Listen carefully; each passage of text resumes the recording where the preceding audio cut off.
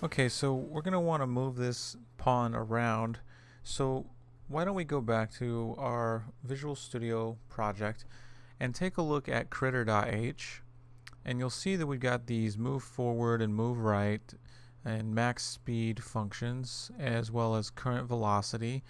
And if we look at critter.cpp, you'll see that move forward and current velocity, these are things that we created so that we could move this pawn whenever move forward and move right input is received. So if we go back to collider.cpp, we can create some functionality in a similar way. So if we go to setup player input component, let's type here player input component bind axis, and again this takes a string, and we have, if we go back to critter.cpp, remember we have move forward and move right. So move forward, and we have this and a function, so we're not sure what that function will be yet. And then we can copy this, paste it, and down here we have move right. So let's take a closer look at how this works here. We have move forward, we have current velocity x, and then if we go to tick, this is where the real movement happens. We use set actor location. Okay, so that's an okay way to move something around, but there's a different way that pawns typically use to move around, and it makes use of something called a movement component. And we're going to get into that, but for now, let's create a function for move forward and move right here in collider.h. So we'll come down here just below these force end lines. We'll create a private section, and we're going to say void move forward and void move right. And let's just go ahead and copy both of these and paste them down in here just under setup player input component. And let's take a collider with the 2 semicolons and paste that in front of the names so they're fully qualified. We'll get our curly braces in there. And then we can use these functions. Remember, we're going to use the reference symbol, the address of operator. And we can just go ahead and highlight this. We don't need the parentheses, and feed in these 2 functions respectively. Copy that and paste it there. Okay, so we got player input component, and let's make sure this is spelled correctly here. Okay, we got bind axis just like in here. And oh yes, we need to include the input component header file. So let's copy it from critter.cpp, copy that, put it at the top. So now we can actually use the input component. Okay, so we got move forward and we've got move right. Oh, and remember that these actually need to take floats because the parameter, the float parameter, is going to be what we use to know whether or not those keys, the WASD and upright left down keys, are being pressed. So we're going to have float input here and float input here. There's a function add movement input, and it takes a vector world direction, and it takes a scale value and an optional boolean. So what we can do is we can create an f vector called forward, and we can set it equal to get actor forward vector.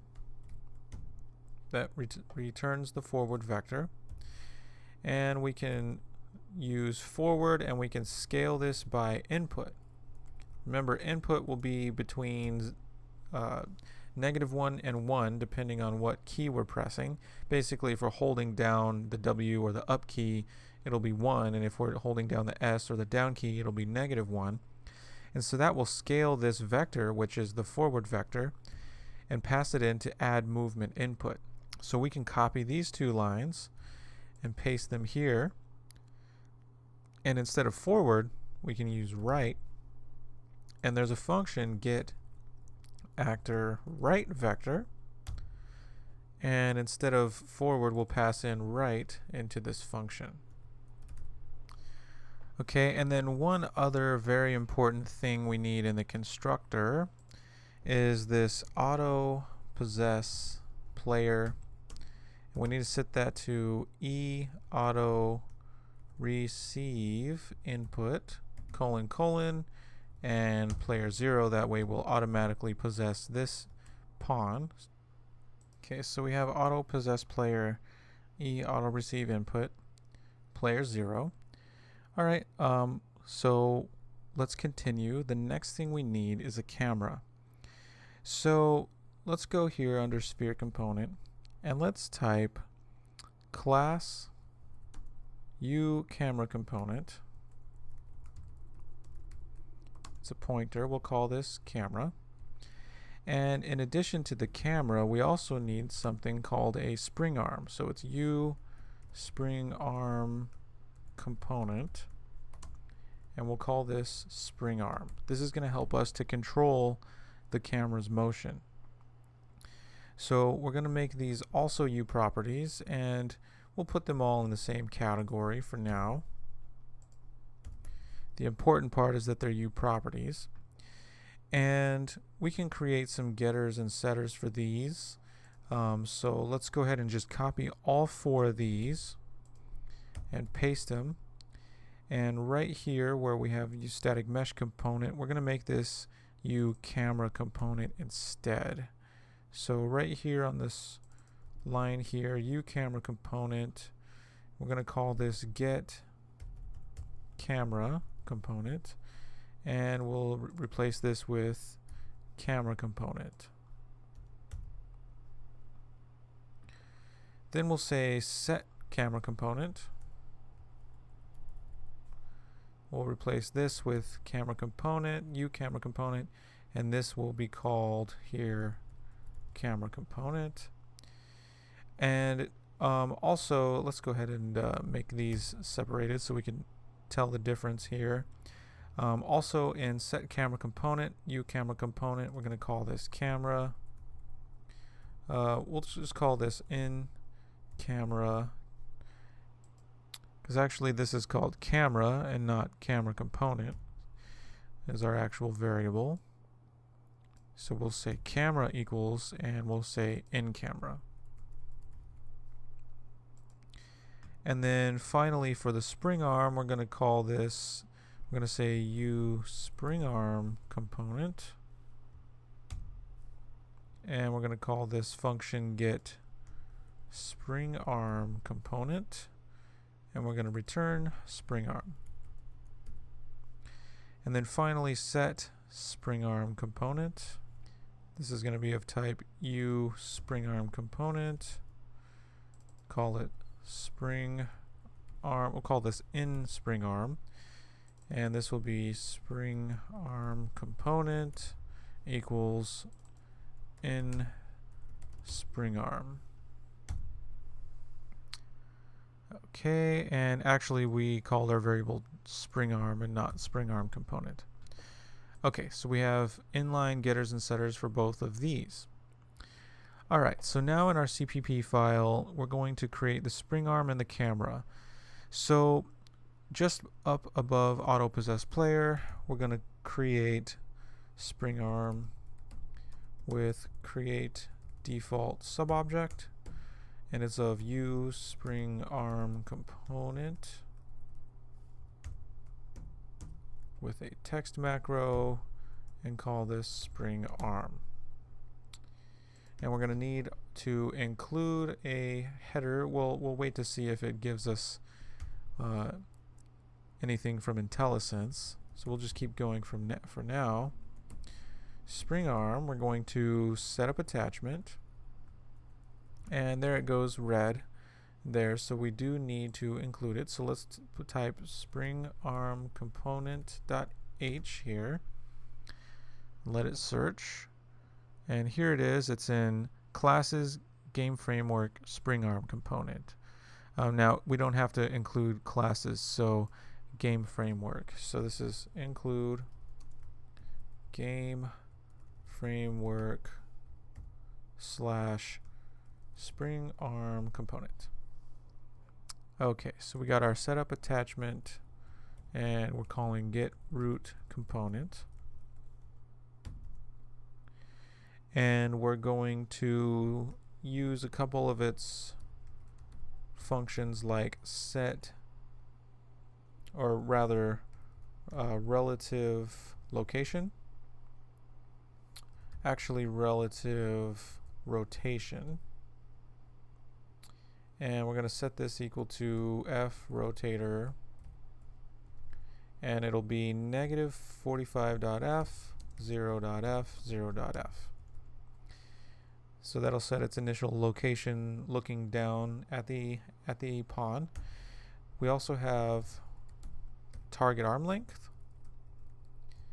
So this spring arm, and we'll see exactly how it works, but it basically is this adjustable arm length that keeps the camera a particular distance away.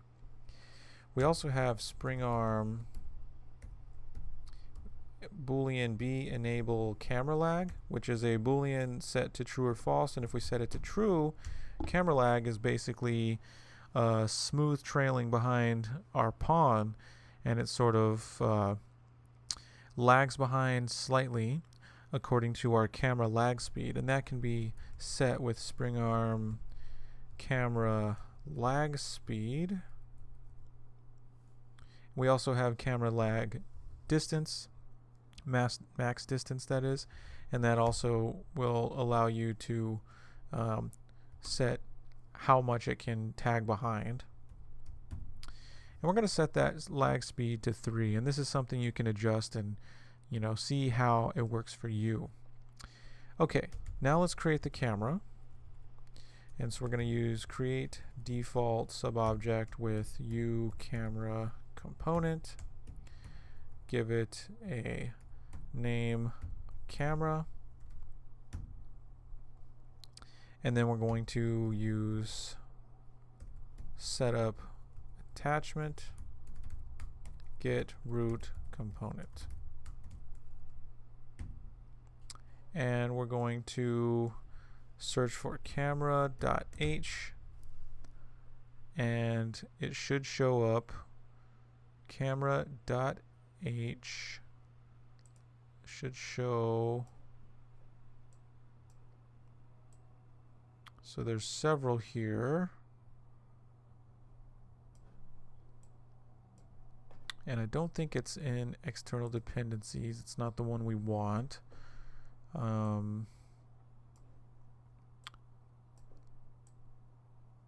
think it's in a folder called something to do with cameras. Okay, so I'm not sure which camera.h we need, because none of these look like the ones we need. Yeah, I don't think it's in external dependencies. So what I'm going to do is I'm going to go to Unreal Engine and search for camera component .h. Oops. Go to C++ API. Here's uCamera component, and go down to the bottom, and you'll see. Oh, here it is. Camera/camera component.h. That's what I thought. So we can copy that, go back, and include that. So that's why it's good to know both ways, is because sometimes it won't make too much sense here. And if you're not getting the right results using the Solution Explorer, always go to the documentation and search for the class you're looking for, and it'll show the includes down here for the header. Okay, so we've got camera component, and we've set up the attachment, so that all looks good. And so now we can go back. We can actually hit Control-Shift-B to compile this. And while that's compiling, we can go back to Unreal Engine. And so you'll notice that the camera doesn't look like it's 400 units away. And if we click on spring arm, you'll see the spring arm is up here. And so the reason that the camera isn't up here like we expected is because we actually need to set the attachment slightly differently. Instead of the root component, what we're going to attach the camera to is the spring arm component. So spring arm. And also setup attachment takes another parameter, and it's called inSocket name, and it's an F name. And the spring arm has a particular socket name, and that's a member of the U spring arm component. And it's called socket name. That's the name of the socket, is socket name. So it's kind of generic. So this will actually attach it to the spring arm now. So if we hit Control-Shift-B again, we can compile this. And if we go back to Unreal Engine, we won't see a difference. So close out Collider BP, click Save All, Save Selected, and close out Unreal Engine.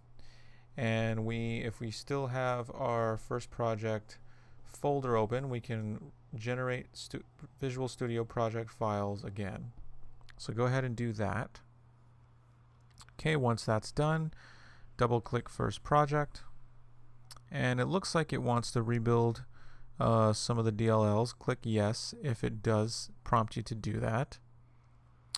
Okay, we've got our Collider BP. Double click on that. Open full blueprint editor and click on viewport, and now you'll see that the camera is up here.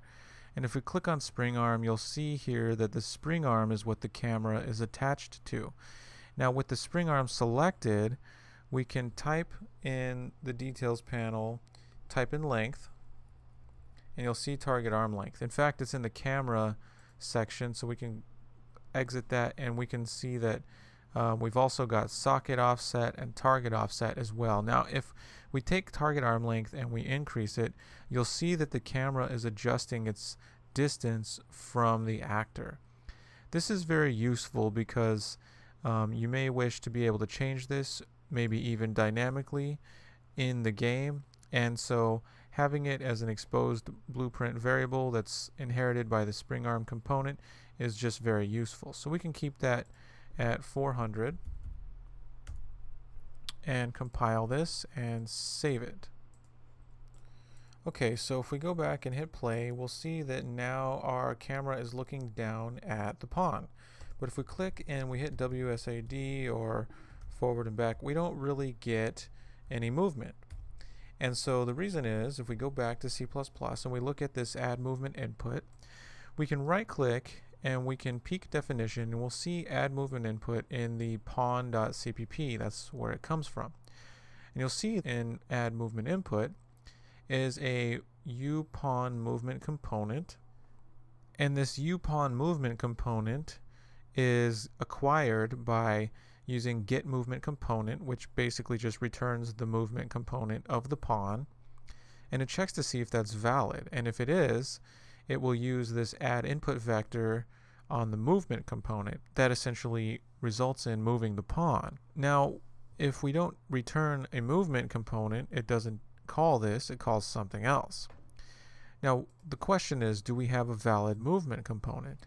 And so what we're going to do is create a movement component class just to make sure we have one, and also so we can give ourselves some custom movement